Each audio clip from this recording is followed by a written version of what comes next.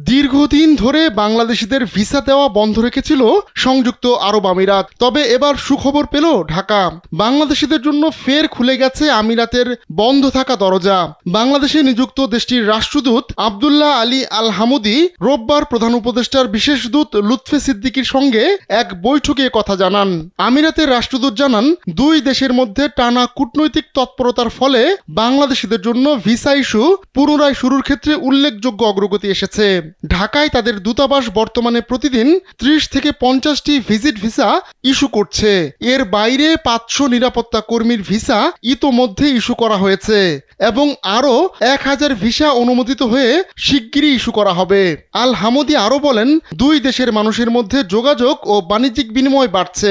আমিরাতের মানব সম্পদ মন্ত্রণালয় দক্ষ কর্মীদের জন্য অনলাইন ভিত্তিক এমপ্লয়মেন্ট ভিসা ব্যবস্থা পুনরায় চালু করেছে। মার্কেটিং ম্যানেজার ও হোটেল কর্মীদের মতো পেশাজীবীদের ভিসা ইস্যু করা হয়েছে বলেও জানিয়েছেন আল হামুদি।